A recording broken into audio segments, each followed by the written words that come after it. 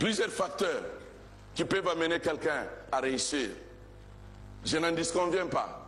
Je suis d'accord avec ça. Premièrement, je peux parler des facteurs héréditaires. Ce que nous avons reçu de nos parents. Plusieurs ont réussi leur vie à cause de ces moyens-là. Deuxième facteur qui peut amener quelqu'un à la réussite au succès, la formation. Et nous avons 3 mots qui nous aident pour que nous puissions passer et réussir notre vie, en commençant d'abord par la famille. Et c'est là où j'ai dit, en tant que famille chrétienne, nous avons la responsabilité de bien gérer nos familles, de bien éduquer nos enfants, parce qu'à partir de ce travail que nous faisons dans nos maisons, ça peut dessiner l'avenir de nos enfants. Je regrette beaucoup, tu peux être un expert comptable, un meilleur informaticien, un PDG extraordinaire, si on a le monde entier, mais si tu ne sais pas bien gérer ta famille, je regrette, tu as échoué.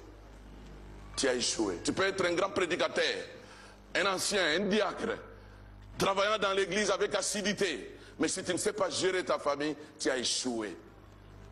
Tu peux être très intelligent, avoir tous les diplômes du monde, mais si tu ne sais pas gérer ta famille, tu as échoué. Et je prie que nos familles soient réellement des pépinières qui peuvent être un coup de pouce pour que ce que ton fils va devenir demain, que cela trouve le soubassement au niveau de ta famille. Et je précise bien de la famille chrétienne.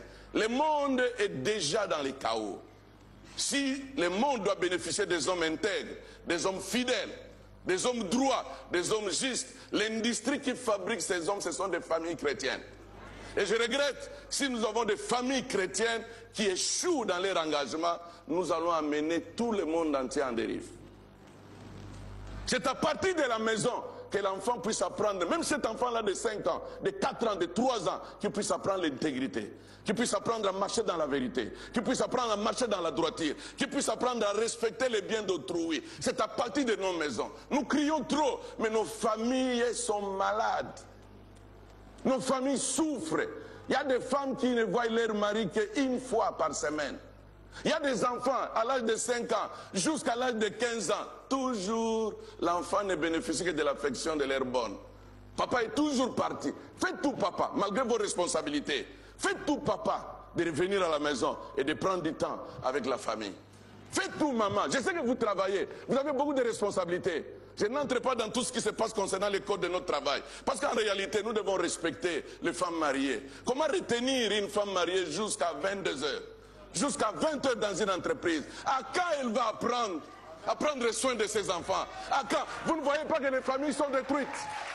Et ça, c'est le jeu de l'ennemi. On nous fait bourrer de beaucoup de responsabilités. Oui, avec un bon salaire. Mais derrière ça, ce sont nos familles qui en pâtissent. Regarde la génération qui vient. Les enfants ne connaissent plus Dieu. Les enfants ne peuvent pas marcher avec Dieu. Les enfants sont dans l'Internet. Au niveau de l'Internet, il y a beaucoup d'histoires. Je n'en disconviens pas. Ils sont dans la pornographie. Et regarde leur manière de s'habiller. Tout cela, il y a un esprit qui est derrière. Je prie pour des familles chrétiennes que nous puissions prendre les choses en main.